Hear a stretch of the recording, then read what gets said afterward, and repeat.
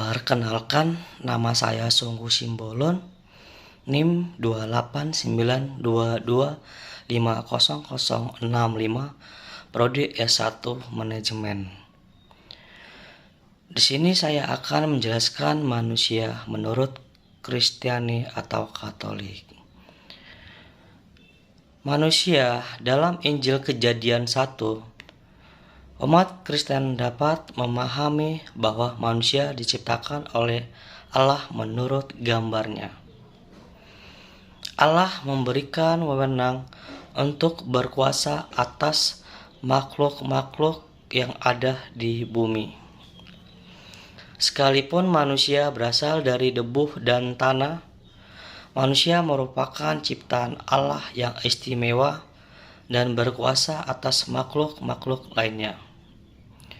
Adapun Tuhan Allah menciptakan manusia dengan tugas dan panggilan masing-masing. Tuhan mendidik manusia secara bertahap dari waktu ke waktu. Meskipun telah memiliki segalanya di bumi, manusia akan terus merasakan kekosongan dalam diri. Kekosongan tersebut hanya dapat diisi melalui hubungan dengan Tuhan. Tugas dan kewajiban umat manusia menurut Alkitab tertulis pada Kejadian 1 ayat 26-30 yang berbunyi, "Berfirmanlah Allah, baiklah kita menjadikan manusia menurut gambar dan rupa kita, supaya mereka berkuasa atas ikan-ikan di laut dan burung-burung di udara dan atas ternak dan seluruh bumi dan atas segala binatang melata yang merayap di bumi." Maka Allah menciptakan manusia itu menurut gambarnya. Menurut gambar Allah diciptakannya dia laki-laki dan dia perempuan diciptakannya mereka. Allah memberkati mereka. Lalu Allah berfirman kepada mereka, "Beranak cuculah dan bertambah banyak, penuhilah bumi dan taklukkanlah itu, berkuasalah atas ikan-ikan di laut dan burung-burung di udara dan atas segala binatang yang merayap di bumi. Berfirmanlah Allah, lihatlah aku memberikan kepadamu segala tumbuh-tumbuhan yang berbiji di seluruh bumi dan segala pohon-pohonan yang buahnya berbiji. Itulah akan menjadi makananmu.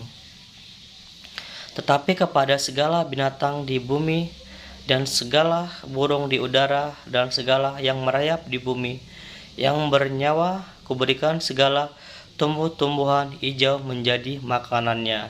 Dan jadilah demikian. Dan di sini saya akan menjelaskan agama. Agama menurut Kristiani atau Katolik, iman Kristiani menjadi hal yang harus dimiliki oleh umat Kristiani atau Katolik. Iman juga menjadi syarat untuk mendapat keselamatan dari Tuhan Yesus Kristus. Tanpa iman, kehidupan rohani akan mati dan seorang tidak dapat berkenan di hadapan Allah. Iman bukanlah jalan keselamatan. Satu-satunya jalan keselamatan hanya pada Sang Juru Selamat, yaitu Yesus Kristus. Iman hanyalah sarana untuk mendapatkan anugerah keselamatan dari Tuhan Yesus.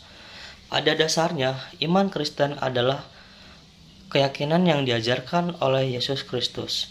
Iman Kristen merupakan tindakan percaya dan penyayangan diri, di mana seseorang tidak lagi mengandalkan kekuatan sendiri, namun hanya bergantung pada Tuhan Yesus. Iman Kristen dapat digambarkan sebagai dasar dari semua harapan. Selain itu, iman juga menjadi bukti untuk sesuatu yang tidak bisa dilihat secara jasmani. Hal ini terkandung dalam Alkitab, tepatnya Injil Ibrani 11 ayat 1 yang berbunyi, "Iman adalah dasar dari segala sesuatu yang kita harapkan dan bukti dari segala sesuatu yang tidak kita lihat. Di sini saya akan menjelaskan kenapa manusia butuh Tuhan. Manusia adalah makhluk yang penuh dengan rasa takut. Apakah takut miskin, takut gagal, takut kecewa, dan masih banyak rasa takut lainnya. Rasa takut adalah penyakit alami manusia dan tidak seorang pun dapat mengubahnya. Sejak zaman purba, manusia sudah mengenal penyakit ini. Rasa takut adalah hal natural yang pertama yang disadari oleh manusia.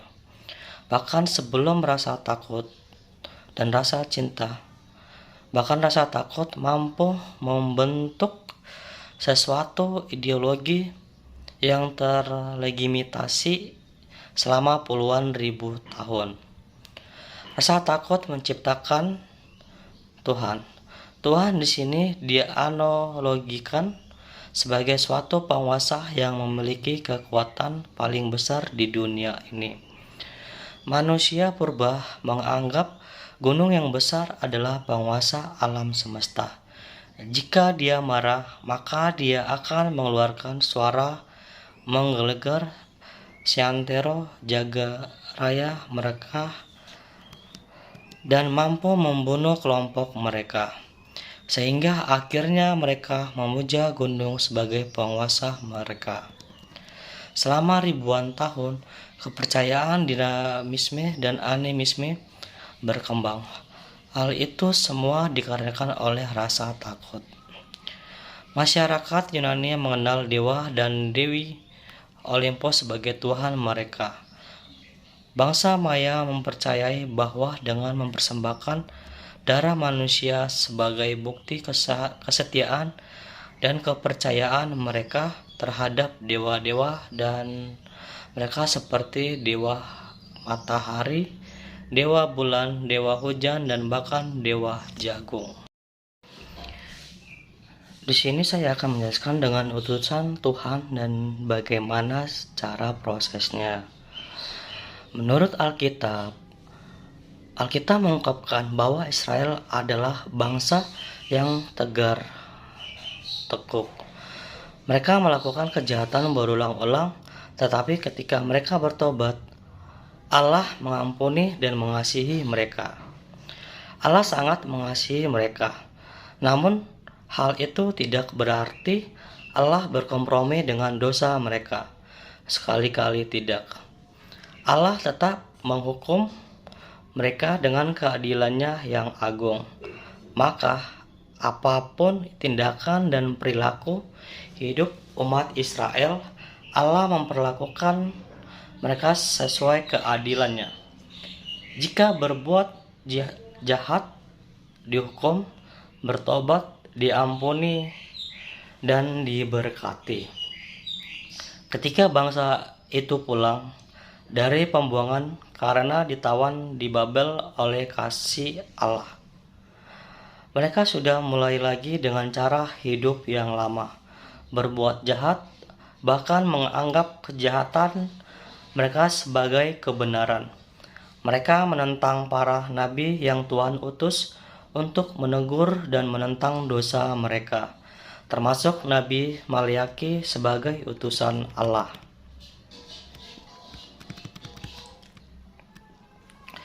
Sesuai dengan namanya berarti utusan.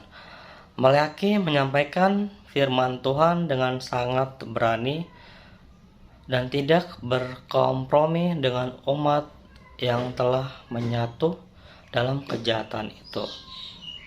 Allah mengutus dia menyampaikan hukuman Allah bagi bangsa itu jika mereka mengeraskan hati. Jadi misi Maliaki adalah mengingatkan umat agar bertobat dan kembali ke jalan Tuhan. Mereka harus meninggalkan perbuatan mereka yang jahat agar mendapatkan pemurnian dari Allah.